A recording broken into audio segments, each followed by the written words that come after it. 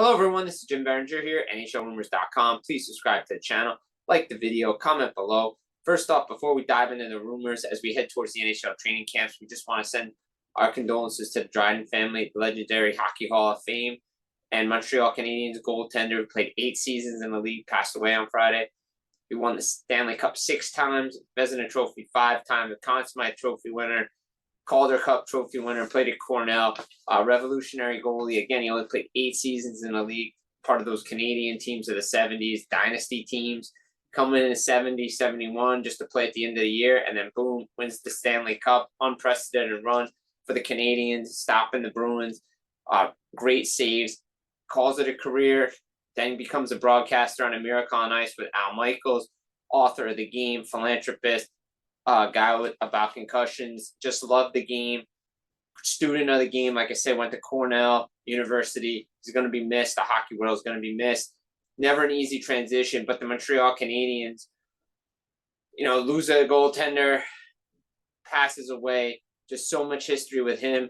Another historical goaltender, Carey Price, who never won a Stanley Cup, but just as important to that team. The Canadiens finally moved his contract after a week of speculation. When was it going to happen? Most speculation over the summer when the Canadiens are going to move the contract. They do. Goes to San Jose. They get a player back in return. Again on the Rock. They get move a conditional 5th round pick along with the contract over to San Jose. The Canadiens now no longer need that LTIR space. They could use it for somebody else. God forbid somebody has an injury. Carey Price's contract's off the books. It helps San Jose just add another contract. They get to the cap floor. They're over.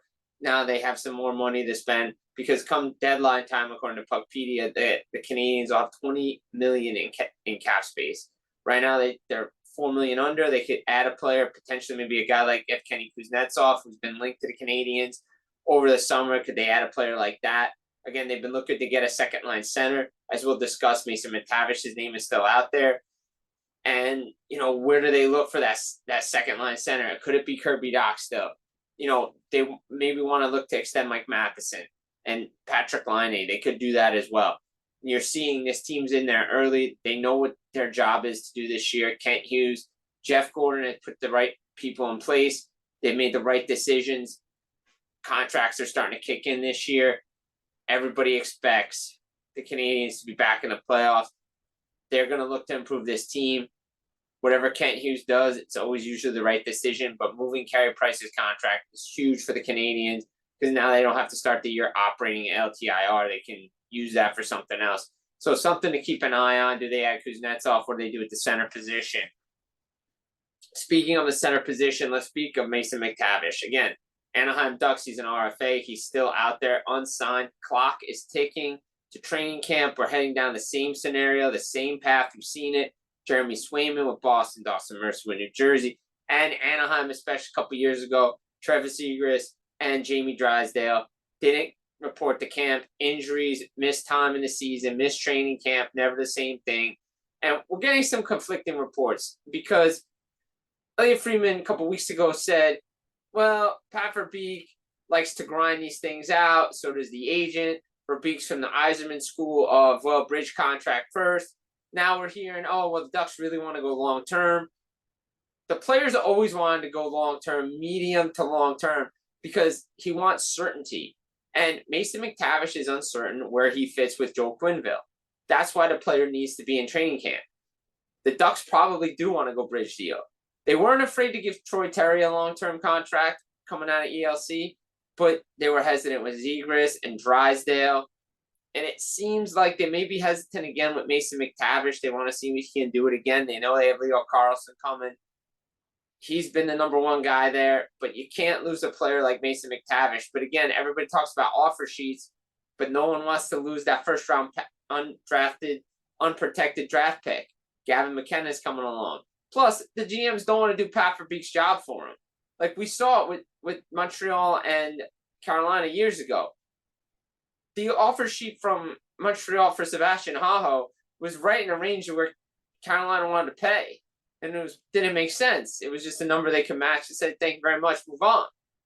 Now, if you're going to do the offer sheet, you got to make a GM really think, similar to what we saw in Edmonton last year with Broberg and Holloway.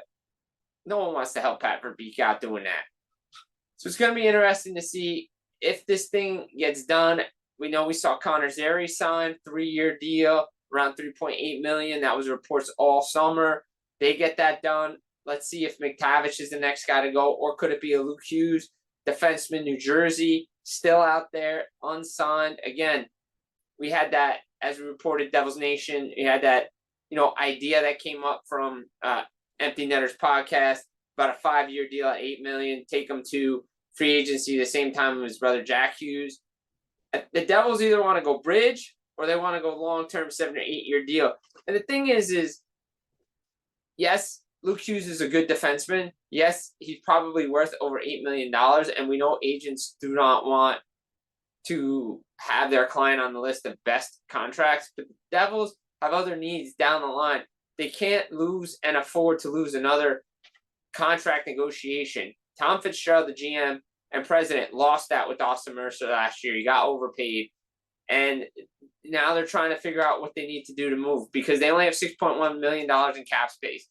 Does Luke Hughes sign the Bowen Byram deal and just take a 2-year deal and take a 3-year deal? And then this allows the Devils more negotiating time down the line, and it sets everything up for the future. Something to keep an eye on, but they want to go long-term. Reports, multiple people I've talked to, they want to get it under $8 million. They don't want them to go higher than that. They want to keep this in this internal salary cap structure that they have. So something to keep an eye on because we know New Jersey's been linked to Quinn Hughes. And Quinn Hughes, as I reported on another site, Full Press Hockey and Full Press Media up on YouTube as well, speaking with Rob Simpson of Vancouver Hockey Now and VancouverHockeyInsider.com, he said there's no rush for Quinn Hughes to make a decision. Quinn Hughes even said that to Ian McIntyre Sportsnet. I'm focused on this season, and we'll see what next season. Yeah, he doesn't have to make a decision right now. Yeah, he should tell people what he's going to do, but he doesn't need to because he needs to see what this Vancouver Canucks team is. Jim Rutherford and Patrick Albion want to ice a team that can make the playoffs. If they make the playoffs, Quinn Hughes maybe stays. Everybody's packing his bags, and now it's like, oh, he's going to go to New Jersey automatically. Maybe he's not. Maybe he will. Nobody really knows. Till Quinn Hughes tells the Vancouver Canucks his decision, he's a Vancouver Canuck. And that decision may not come next summer. Maybe it waits till the following season to see if they can follow up, say the Canucks have success.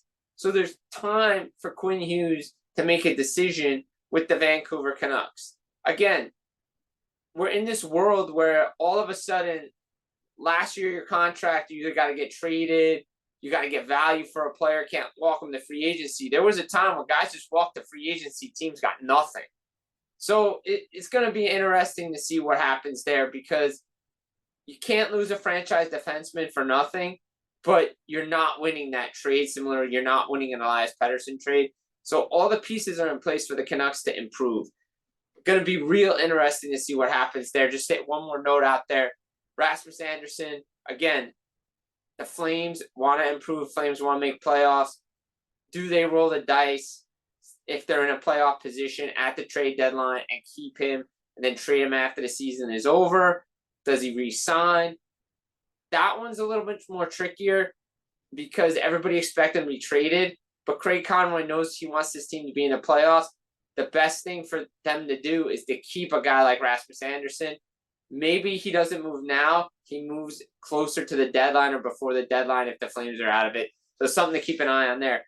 Okay, everybody wants to talk about the big names, the UFAs, the Connor McDavids, the Kirill Kaprizovs, the Jack Eichels, the Kyle Connors, and Adrian Kempes. Those are the guys that are out there. Let's start with Connor McDavid. I think everybody's got to push the panic button outside of Edmonton because everybody seems to be calm in Edmonton. He's calm and cool, collective.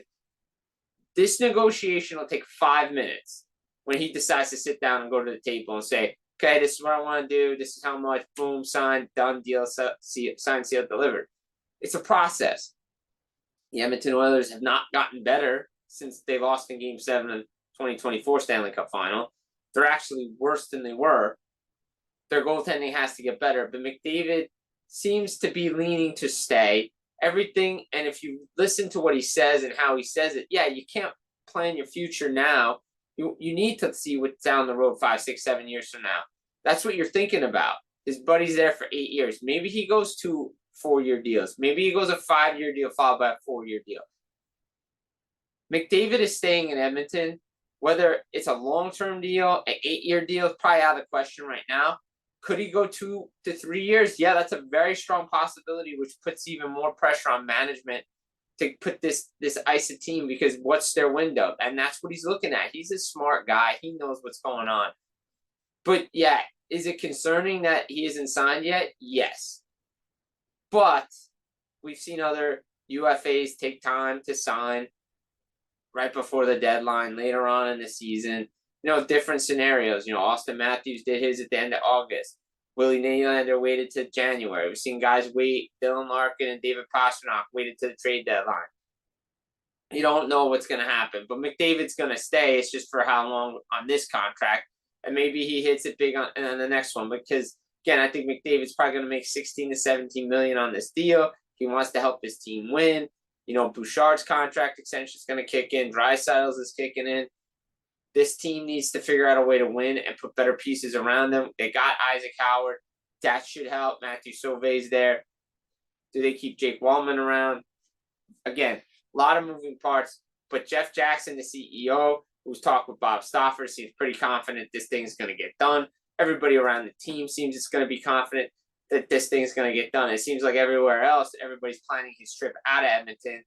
And yeah, if he signs a short-term deal, everybody's still going to be talking about it. McDavid is focused on the season. He wants to win. Has the loss to the Florida Panthers changed something in him? Because I will say this, he is the best player in the world. I've seen him personally. 2 Stanley Cup finals. Michael Jordan was changed when he lost to the Pistons and then took his game to another level in the final. He was those best players. He was not going to let his team lose. Connor McDavid, that's something McDavid has to do. If he wants to win, he has to take his team to the next level. And maybe that's something we see once he signs that new deal. Again, folks, it's not like he doesn't have a contract. He's playing on the last year of his current deal. He's just looking for a contract extension, similar to the guys like Kirill Kaprizov, Jack Eichel, Kyle Connor, and Adrian Kempe. And speaking of Kirill Kaprizov, Minnesota Wild, Tactics 101, what are we doing? Bill Guerin, Craig Leopold, the owner, Bill Guerin, the GM, has basically come out and said they'll give him whatever he wants. In their eyes, he's a blank check guy. He probably could reset the market. He probably could get $16 million, probably could get $17 million. He's definitely getting over Leon Draisaitl money. Draisaitl's at $14 million right now. We know Rantanen and Marner have $12 million a season. If Kaprizov gets $16, $17 million a season, what does Jack Eichel get? That's probably going to be a 13 and a half. I think that one's the easiest one. I think Eichel's going to resign. He'll get it done and then move on. That one's the easiest of all of them. I think Kaprizov could take long. I think this could drag into the season. I think this could go past January. And then if they sit down and hash out everything, I mean, the owner said they're right there, but what does right there mean? Is it, have they talked dollars? Have they talked term? I think they have the framework in mind. That's what he meant by that comment. So going to be interesting to see what happens there. But Kaprizov could be a guy that could take a short-term deal, like a 3-4 year deal. And then does he leave after that? And I think that's something to watch. I know the team wants an 8-year deal. Probably should have got it last time, because then it would have been easier to do it. Last time they just allowed him to take a 4 or 5 year deal. Now it could be the same thing. That's what Kaprizov is looking at, because he is the most important player in that franchise's history. They need to keep him, or else the franchise is gonna be in a rebuild mode real quick in Minnesota. So something to watch there. But Kaprizov probably gonna get the same amount as McDavid, maybe a little bit more. Going to be interesting to watch to see that one. I think Eichel gets more than Marner. That one shouldn't take that hard. It's just going to be cap compliance. See how does things work when the cap goes up. 2 players just to wrap up here: Kyle Connor, Winnipeg Jets; Adrian Kempe, LA Kings. Reports are Kempe's looking for $10 million. If Kempe's looking for $10 million, what is Kyle Connor worth to the Winnipeg Jets? We know what the numbers are for Mark Scheifele and Connor Hellebuck. Does Kyle Connor get double digits? If Kempe gets double digits, you would think Kyle Connor gets double digits. He'll probably get more than Adrian Kempe. That's what Connor's camp would push for. Connor's probably going to play the waiting game to see what happens with Adrian Kempe. But do the Jets get a deal done? Maybe get him in that 9-5 range or at that 10 million phrase to keep him in Winnipeg. That's again a player that they don't want to lose. Been a goal scorer, real important piece to that team, especially in the playoffs, especially with the goal scoring that they need to have on that top line. As far as Adrian Kempe goes, will the Kings want to give him $10 million? Is he a $10 million player? Again, the agent's going to push for that. Does his number say he's a $10 million player? So again, some contracts. Again, all these guys have contracts. They're playing on their last year of their contracts. They're just looking for contract extensions because they're eligible to sign as of this past July 1st. Similar to what we saw with Michael Parsons in Dallas before he got traded to Green Bay. Yes, a little NFL nugget. He could have played on his 5th year rookie contract with the Dallas Cowboys. He was looking for the big payday, looking for extra money. He gets it in Green Bay. They traded him for picks. So none of these guys are going to get traded right now. I mean, unless the GM gets something, but nobody's winning these trades. And similar down in Dallas with Jason Robertson. Dallas wants to keep him. He wants to stay. It's just about getting the right amount of money and term because he would be RFA next year anyway. But they want to lock him in long term. Most likely he'll get the Rantanen deal. And that's a lot of money to pay to 2 guys, but the cap is going up, and I expect the teams that they have these free agents, that no doubt that they're going to be able to keep their own guys with more money coming in. Again, we see a playoff salary cap. What's that mean for the future? We're probably not going to know. We may not see as much activity these next couple of years until everything figures out where these GMs figure out these CBA rules. But going to be interesting to see where McDavid and all those other pending unrestricted free agents come in July 1st, 2026. But the calmness in Edmonton is there. This has been Jim Biringer, NHLRumors.com. Please like the video. Follow along NHLRumors.com. Follow us along on Instagram again. Like, comment, subscribe. We'll be back again real soon. Take care.